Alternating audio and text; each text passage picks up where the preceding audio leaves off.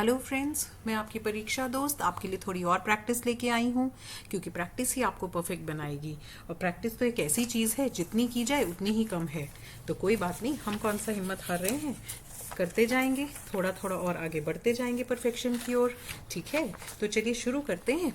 पहले जो हमारे कुछ क्वेश्चंस हैं वो पदबंध के ऊपर हैं। ठीक है, तो अभी हम खंड ख और ग की प्रैक्टिस कर रहे हैं। उसके बाद हम अपठित गद्यांश की भी कुछ वीडियोस में डालूंगी, उसकी भी हम लोग प्रैक्टिस करेंगे। ठीक है, तो चलिए पहला क्वेश्चन है, बड़े बड़े विद्वान भी शुद्ध अंग्रेजी नहीं लिख सकते, बोलना तो दूर रहा।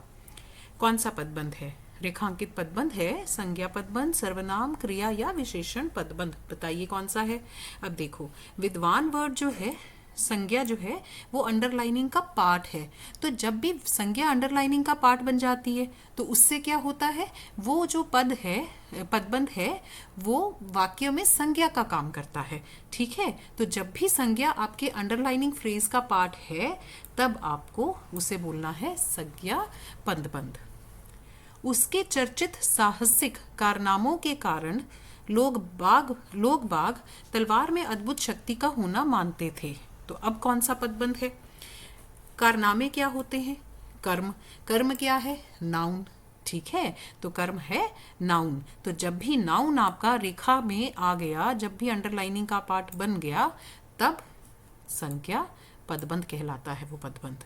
ठीक है बच्चे, वो ग्रुप ऑफ वर्ड्स कहलाता है संज्ञा पदबंध, जब भी नाउन जो है, संज्ञा जो है, वो अंडरलाइनिंग का पार्ट बन जाती है।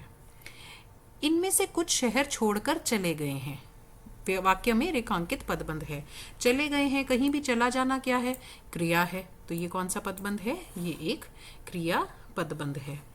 कौन सा रेखांकित पदबंध सर्वनाम नहीं है? तो सर्वनाम नहीं है मतलब जिसके अंडरलाइनिंग पार्ट में सर्वनाम यूज नहीं हो रहा। और सर्वनाम क्या होता है? संज्ञा के स्थान पर जब हम किसी वर्ड को यूज करते हैं तो वो होता है सर्वनाम। तो अगर अंडरलाइनिंग पार्ट के अंदर सर्वनाम नहीं है तो वो पदबंध नहीं है। तो पहले हमें वो फ्रेज ढूंढना है, अंडरलाइंड फ्रेज, जिसमें सर्वनाम ना हो। काम करने वाले उस लड़के को बुलाओ, उस लड़के को बुलाओ। मेरे पास नीली कमीज है, उसे तुम ले आओ। मुझे उत्तर देने वाले तुम। तो इसका मतलब कौन सा बचा? ये बचा। तो फिर चलो ये भी सीख लेते हैं कि अगर ये बचा तो आंसर तो ये है, पर वैसे ये कौन सा पदबंध है? कबूतर आसमान में उड़ गए। तो उड़ जाना क्या होता है? उड़ जाना जो है वो एक क्रिया करना होता है। तो इसका मतलब ये एक क्रिया पदबंध है और ये सर्वनाम पदबंध नहीं है। समझ गए बच्चे? चलिए, रेखांकित पदबंधों में से कौन सा पदबंध विशेषण पदबंध नहीं है? विशेषण पदबंध कौन सा होता है? जो संज्ञा या सर्वनाम की विशेषता बताता है। तो चेक कर लेते हैं, विशेषण पदबंध नहीं है। क्वेश्चन को हमेशा ध्यान से देखना है कि उसने हमसे विशेषण पदबंध कौन सा है नहीं पूछा, कौन सा नहीं है पूछा है। तो देखते हैं कौन सा ऐसा पदबंध है जो संज्ञा की विशेषता नहीं बता रहा। वह अद्भुत और साहसी बालक था। अद्भुत और साहसी संज्ञा की विशेषता बता रहा है। मीठे मीठे सपने देखने वाले, ये जो लोग हैं इनकी विशेषता बता रहा है। कौन से लोग? मीठे मीठे सपने देखने वाले। नागालैंड में रहने वाली सखी बहुत चतुर है। ये जो सखी है, ये कौन सी सखी है, कैसे आइडेंटिफाई करेंगे? नागालैंड में जो रहने वाली सखी है। तो ये भी एक विशेषता बता के उसे आइडेंटिफाई करा रहा है। लोहे की मजबूत चाबी, ये एक आइडेंटिफाइड संज्ञा है, एक आइडेंटिफाइड चीज की हम बात कर रहे हैं। लोहे की मजबूत चाबी, ये है एक संज्ञा पदबंध, इसलिए ये है विशेषण पदबंध नहीं है। इज दैट ओके बच्चे? चलिए, अब हमारे पास जो आ रहे हैं वो है वाक्य भेद। वाक्य भेद पर, वाक्य रूपांतरण पर कुछ क्वेश्चंस। भाई साहब ने अपने दर्जे की पढ़ाई का जो भयंकर चित्र खींचा था, उसने मुझे भयभीत कर दिया। वाक्य भेद क्या है इसका? क्या ये सरल वाक्य है? क्या ये संयुक्त वाक्य है? क्या ये मिश्र वाक्य है? या ये निषेधात्मक वाक्य है? ये एक मिश्र वाक्य है। ये हमें कैसे पता चला? मिश्र वाक्य का जो भयंकर चित्र खींचा था, उसने मुझे, जिसने, उसने, जबकि, त्योंकि, ज्यों ही, त्यों ही, जब, तब, ये सब जो है मिश्र वाक्य के साइन हैं। हम ये बहुत बार पढ़ चुके हैं। और दूसरा हमने कॉन्सेप्ट अपने कंसेप्चुअल वीडियो में क्लियरली पढ़ा है। अगर पहला पार्ट जो है वो इनकम्प्लीट है सेंटेंस का, दूसरे पार्ट पर आधारित है, तो डेफिनेटली वो एक मिश्र वाक्य है। सरल या संयुक्त होने के लिए पहला पार्ट ऑफ सेंटेंस अपने आप में एक इंडिपेंडेंट कंप्लीट सेंटेंस होना चाहिए। ठीक है, वह हर समय तंतारा को खोजती हुई उस जगह पहुंचती और घंटों बैठी रहती। और संयोजक, संयुक्त वाक्य। कई सालों के से बड़े बड़े बिल्डर समंदर को पीछे धकेलकर उसकी जमीन को हथिया रहे थे। सरल वाक्य है, हमने कोई जोड़ तोड़ इसमें नहीं किया, दो वाक्यों को जोड़ा नहीं, कोई मिश्रण नहीं है। निम्नलिखित वाक्यों में से मिश्र वाक्य है। खाना खाकर चले जाना, खाना खाओ और चले जाओ, जब खाना खा लेना तब चले जाना, खाना खाते ही चला गया। जब तब वाला मिश्र वाक्य है, और वाला संयुक्त वाक्य है। खाना खाकर चले जाना, खाना खाते ही चला गया, दोनों सरल वाक्य हैं, तो जब तब वाला मिश्र वाक्य है हमारा। ठीक है, तो ये ग ऑप्शन जो है वो आपकी सही ऑप्शन है। जब खाना खा लेना तब चले जाना। ठीक है, तो जब और तब वाला मिश्र वाक्य होता है। निम्नलिखित वाक्यों में संयुक्त वाक्य है, तो ढूंढो अब इसमें संयोजक कहाँ। ये देखो पहले में ही मिल गया संयोजक हमें, तो ये एक संयुक्त वाक्य है। बाकी भी चेक कर लें, जितना उतनी, ये तो मिश्र वाक्य हो गया। परिश्रम से सफलता मिलती है, परिश्रम ही सफलता की कुंजी है, ये दोनों आपके सरल वाक्य हैं। तो देखिए अगर आपके कॉन्सेप्ट्स क्लियर हैं तो कितनी क्विकली आपसे ये क्वेश्चंस अटेम्प्ट हो रहे हैं, मतलब दूर से आई स्कैनर की तरह ढूंढ रही हैं उन वर्ड्स को जिनके बेसिस पे हमें आंसर निकालना है। ठीक है, चलिए अब हमारे पास आ जाते हैं समास। ठीक है, खूबी के साथ का समस्त पद है। खूबी के साथ बखूबी।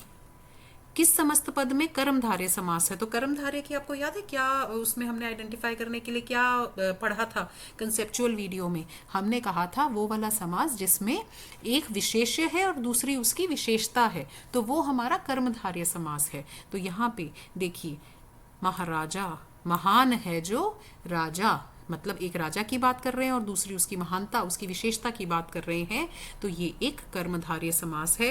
राजा का पुत्र, आत्मा पर विश्वास, ये हमारे कर्मधारय नहीं है। ठीक है, महान है जो राजा, बहुत क्लियर है कि ये कर्मधारय समास है।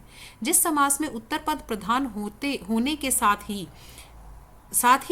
पूर्व पद तथा उत्तर पद में विशेषण विशेष्य का संबंध भी होता है, यह भी हमने पढ़ा। महान है जो राजा, ऐसे समास को हम कहते हैं कर्मधारय समास। मुख दर्शन में कौन सा समास है? कर्मधारय, बहुब्रीवी, तत्पुरुष, द्वंद्व।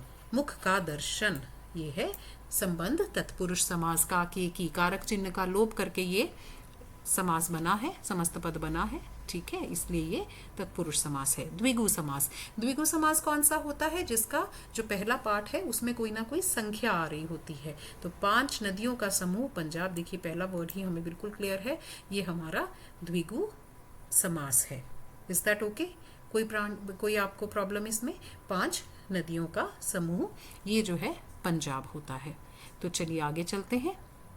निम्नलिखित में से किन्हीं 4 प्रश्नों के उत्तर निर्देश अनुसार दीजिए। अब ये है आपके मुहावरों पर प्रश्न। मुहावरों पर प्रश्न है, तुम इतनी देर से डैश रहे हो। मर जाना, 9 2 11 होना, गला फाड़ना, पत्ता साफ होना। तुम इतनी देर से गला फाड़ रहे हो, इतनी देर से बोल रहे हो या गा रहे हो, तुम अपना गला फाड़ रहे हो। तूती बोलना, चिल्लाना, बोलबाला होना, डराना या तुतलाना। तूती बोलना होता है बोलबाला होना, जैसे हम कहते हैं ना कि जब से उसने इलेक्शंस में वो जीता है तो अपने पूरे एरिया में उसकी तूती बोलती है, मतलब उसका बहुत बोलबाला है। चेहरा मुरझाना, चेहरा मुरझाना मतलब जब आपकी कोई एक्सपेक्टेशन पूरी नहीं होती तो कहते हैं ना चेहरा मुरझा गया उसका, तो क्या हो गया? वो बहुत निराश हो गया, उसका चेहरा मुरझा गया, मतलब निराश हो जाना। चुपचाप आना, 9 2 11 होना, चंपत हो जाना, बाट चूहना, दबे पाव आना। कहते हैं ना कि चुपचाप जाना या दबे पाव जाना, उसके कमरे में वो सो रहा है। ठीक है, तो दबे पाव आना या जाना मतलब चुपचाप आना। मुंशी प्रेमचंद उपन्यास सम्राट कहे जाते हैं। कथा क्षेत्र में उन्होंने डैश, तो कथा क्षेत्र में उन्होंने क्या किया है? टोपी उछाली है, कलम तोड़ी है, कान काटी है या तूती बोलना? कलम तोड़ना। कलम तोड़ना का मतलब होता है बहुत सुंदर रचनाएं करना। कथा क्षेत्र में उन्होंने बहुत सी सुंदर रचनाएं लिखी हैं। ठीक है, तो इसका आंसर आएगा कलम तोड़ना। देखा, जितनी प्रैक्टिस करते जाएंगे उतनी ही कम लगेगी, तभी तो हम लोग कर रहे हैं। बस ध्यान से आप सब लोग करते जाइए, जितना मैक्सिमम हो जाए उतना बढ़िया। चलिए, अब हमने व्याकरण कंप्लीट कर लिए, अब हम पाठ्य पुस्तक में से क्वेश्चंस करेंगे। जब मैं था तब हरी नहीं, अब हरी है मैं नाही। सब अंधियारा मिट गया जब दीपक देखा माही। अब इसमें मनुष्य को ईश्वर का साक्षात्कार कब होता है? मन से अहंकार का भाव समाप्त होने पर, डेफिनेटली यस। मन में ज्ञान रूपी प्रकाश भरने के बाद, डेफिनेटली यस। मनुष्य द्वारा ईश्वर का स्मरण करते ही और क और ख दोनों। तो हमारे पास ऑप्शन है या हम इसे चुने और या हम इसे चुने, नहीं, हमें ये दोनों ऑप्शंस पता हैं, ठीक है। तो ऑब्वियसली हमारा उत्तर क्या बनेगा, क और ख दोनों आएंगे, क्योंकि मन का अहंकार जब तक दूर नहीं होता और जब तक ज्ञान रूपी प्रकाश जो है वो हमें नहीं मिलता, तब तक ये दोनों ऑप्शंस जो हैं, क्योंकि वो सही ऑप्शंस हैं, इसलिए हम घ नंबर ऑप्शन को करेक्ट मानेंगे, ये हमारी सही ऑप्शन है। यहाँ अंधियारा और दीपक क्रमशः किसके प्रतीक हैं? जो अंधियारा वर्ड है वो किसका प्रतीक है? अज्ञान का। और जो दीपक है वो है कौन सा दीपक? ज्ञान का दीपक। के ज्ञान का दीपक जलाते ही जो हमारा अहंकार है उसकी अज्ञानता का अंधेरा हमारा मिट जाता है। दुख तथा प्रसन्नता नहीं है, सफलता फसलता नहीं है, इनमें से कोई नहीं ना, तो इसलिए हमारा क ऑप्शन बिल्कुल ही सही ऑप्शन है। कवि के अनुसार सच्ची खुशी कब प्राप्त होती है? सिर्फ खाने एवं सोने से, प्रभु की आराधना में लीन हो जाने से, संसारिक विषय वासनाओं में लीन रहने से, इनमें से कोई नहीं। अब आप ये देखिए कि क्या कवि के अनुसार भी सिर्फ खाने और सोने या सांसारिक विषय वासनाओं में लीन रहने से खुशी मिलती है? नहीं, कवि के अनुसार खुशी मिलती है, सच्ची खुशी मिलती है प्रभु की आराधना में लीन हो जाने से। तो ख ऑप्शन जो है आपका सही ऑप्शन है। संत कबीर क्यों रोते हैं? उन्हें क्या चीज परेशान कर रही है, क्यों उन्हें बुरा लग रहा है इस संसार को देखकर, वो पूछ रहे हैं हमसे। लोगों के ईश्वर भक्ति से दूर होने के कारण, लोगों द्वारा भक्ति का आसान मार्ग अपनाने के कारण, अपने व्यक्तिगत दुख तकलीफ के कारण, इनमें से कोई नहीं। उनको बहुत दुख होता है, उनको बहुत फील होता है कि ये सब लोग कर क्या रहे हैं, जो आसपास में दुनिया के लोग हैं ये कर क्या रहे हैं। वो अपने आप को सुखी समझते हैं, सुखिया सब संसार है, खाए और सोए, कि उनको जो लगता है कि सुख रहने का मार्ग है, जो ईश्वर की भक्ति है, उसको वो सुखी रहने का मार्ग नहीं समझते, वो भोग विलास को सुख रहने का मार्ग समझते हैं।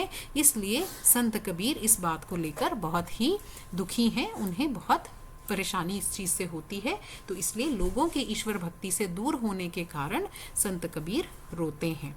ठीक है, तो चलिए अगला है हमारे पास जो पैराग्राफ। स्कूल का समय निकट था, नहीं ईश्वर जाने ये उपदेश माला कब समाप्त होती। तो ये बड़े भाई साहब का है, और ये वो वाला, अगर आपको ध्यान हो, वो पैराग्राफ है जब वो पास हो गए थे और उन्होंने ये कहा था कि जब पास होने पर यह तिरस्कार हो रहा है तो फेल हो जाने पर तो शायद प्राण ही ले लिए जाएं। तो बहुत ही मज़ेदार ये चैप्टर था। देखते हैं आज इसके क्वेश्चंस क्या क्या पूछे हैं हमसे। लेखक के अनुसार बड़े भाई साहब की उपदेश माला क्यों समाप्त हो गई? हाँ, वो यही तो कह रहा है कि स्कूल का समय निकट था, नहीं तो पता नहीं ये उपदेश माला कब समाप्त होती। तो स्कूल का समय निकट होने के कारण। लेखक को आज भोजन क्यों निस्वाद लग रहा था? तो अब यहाँ पे कहीं ना कहीं भोजन की बात होगी। देखो ये रहा, भोजन आज निस्वाद सा लग रहा था। जब पास होने पर इतना तिरस्कार हो रहा है तो फेल हो जाने पर क्या होता है ना। तो तबीयत ठीक नहीं होने के कारण, बहुत अधिक थक जाने के कारण बड़े भाई साहब का उपदेश उनको सुनना पड़ा इतना सारा, इसके लिए उन्हें भोजन भी निस्वाद लग रहा था। लेखक को किस चीज़ ने भयभीत कर दिया? तो ढूंढे हम पैराग्राफ में कि कहाँ ये भय, हाँ ये देखिए, उसने मुझे भयभीत कर दिया। तो देखें क्या कह रहे हैं, भाई साहब ने अपने दर्जे की पढ़ाई का जो भयंकर चित्र खींचा था। तो बड़े भाई साहब के दर्जे की पढ़ाई का भयंकर चित्र जो है उसने हमें क्या कर दिया, डरा दिया, भयभीत कर दिया छोटे भाई को। फिर भी ऑप्शंस बाकी भी चेक करते जाइए, कई बार दो ऑप्शंस को भी वो कह देते हैं क और ख या कुछ, तो ऐसा कुछ ना हो। ऑप्शंस हमेशा जल्दबाजी नहीं करेंगे, सभी ऑप्शंस को एक बार जरूर ध्यान से पढ़ना है। बड़े भाई साहब की उपदेशमाला ने डरा दिया था, बड़े भाई साहब की नसीहतों एवं फजीहतों ने, इनमें से कोई नहीं। उसने बिल्कुल क्लियर कहा है कि इस चित्र की वजह से वह घबरा गया था। लेखक कितनी पढ़ाई करते थे? बहुत ज़्यादा, ज़रूरत के अनुसार, उतना ही जितना टास्क पूरा हो जाए और दर्जे में जलील ना होना पड़े। पढ़ाई करनी ही बंद कर दी। तो जलील ना होना पड़े, देखें ज़रा कहाँ लिखा है हमें उन्होंने कि कितना पढ़ते थे, ये बात कहाँ लिखी है, ये देखिए, ये लिखा है ना कि खेल कूद का कोई अवसर हाथ से न जाने देता, पढ़ता भी मगर बहुत कम, बस इतना कि रोज टास्क पूरा हो जाए और दर्जे में जलील ना होना पड़े। बिल्कुल क्लियर कट ये लाइन आपको देखो दी गई है। तो उतना ही पढ़ते थे जितने से उनका टास्क पूरा हो जाए और दर्जे में जलील ना होना पड़े। क्या मस्त जिंदगी है ना, देखिए कितना मजा आता है इन्हें। बड़े भाई साहब के उपदेशों का लेखक पर क्या प्रभाव पड़ा?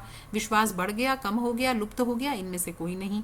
अब विश्वास की बात देखिए, यहाँ दी गई है, अपने ऊपर जो विश्वास पैदा हुआ था वह फिर लुप्त हो गया। ठीक है, तो क्या हुआ, विश्वास लुप्त हो गया। ठीक है बच्चे, तो आपको करना सिर्फ इतना है कि पैराग्राफ को ध्यान से पढ़ना है, जो भी क्वेश्चन में पूछा गया है उस पॉइंट को आपने अपने पैराग्राफ में ढूंढना है, आपको एकदम आंसर मिल जाएगा। ठीक है, तो चलिए लास्ट पैराग्राफ एक और देख लेते हैं। दिन ढलने से काफ़ी पहले ही वे लपाती की उस समुद्री चट्टान पर पहुंच गया। तंतारा वामीरो के चैप्टर में से है, क्योंकि कहानी हम लोग बहुत बार कर चुके हैं, तो मैं आपको सीधा क्वेश्चंस पे ले जा रही हूँ। तंतारा लपाती की समुद्री चट्टान पर कब पहुंचा? तो कब पहुंचा? दिन ढलने से काफ़ी पहले। ठीक है, तो दिन ढलने से, ये रहा ग ऑप्शन है, काफ़ी पहले। वामीरो की प्रतीक्षा में तंतारा को एक एक पल कैसा लग रहा था? एक एक पल, ये देखिए ये फ्रेज मिल गया ना, पहाड़ की तरह भारी लग रहा था, पहाड़ की तरह भारी लग रहा था। तंतारा के मन में कौन सी आशंका दौड़ रही थी? उसके भीतर एक ही आशंका दौड़ रही थी, अगर वामीरो न आई तो वामीरो के लपाती के समुद्री चट्टान के पास नहीं आने की। हाँ, ये वाला, वामीरो के आने का भेद खुल जाने की, वामीरो के पकड़ लिए जाने की, इनमें से नहीं। उसको तो ये था कि अगर वो आई ही नहीं।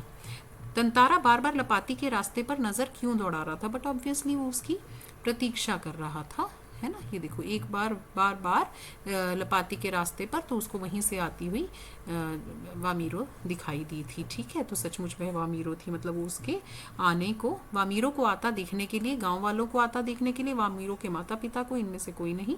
ऑब्वियसली वो वामीरो को आता देखने के लिए बार बार उसी रास्ते पे नजरें दौड़ा रहा था। वामीरो घबराई हुई थी तथा अपने को छुपाते हुए क्यों बढ़ रही थी? तंतारा से मिलने आने का भेद खुल जाने के डर से, गांव का नियम टूटने के डर से, गांव के लोगों के डर से, इनमें सभी।